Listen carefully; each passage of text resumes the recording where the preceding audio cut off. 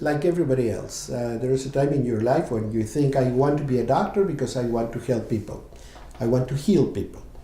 I always cited to research, technology, and all these things which I loved.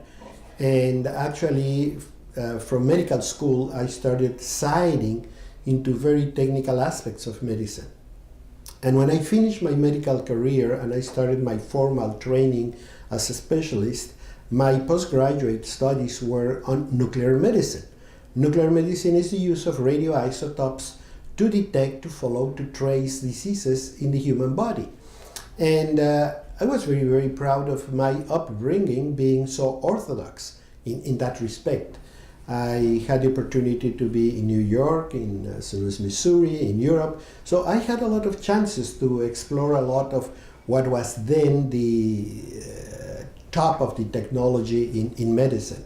The frustration came very soon in my professional life when we were doing all these very fancy scans, using all these very fancy materials to find the cancer that was here and there and there and there. And every time you went to the medical rounds to review the case with other doctors, they were, in many cases, literally scratching their heads because they knew they had a big problem that they didn't know how to solve. I have 50 years since I graduated from medical school, and I have barely seen anything that's worth mentioning in terms of a breakthrough in cancer therapy.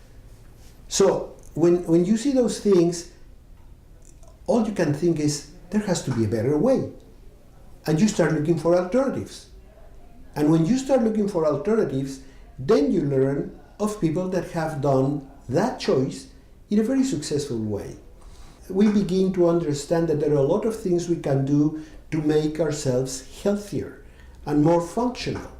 And all I can tell you is that Western diet equals Western disease. And we're seeing these cancers, we're seeing all these terrible diseases in the so-called prosperous societies, in the industrialized country. This is a problem for Germany, for the United States, for Canada, but you barely see it in places like Bolivia or Indonesia or places like that, where people have a more basic type of living and a healthier body. Less industry, less contamination, less stress, less all of these things. So what we have to do is we have to start turning our attention to those places and say, what are they doing that we don't do, or what we do that they don't, in order to begin to understand, perhaps I can make changes.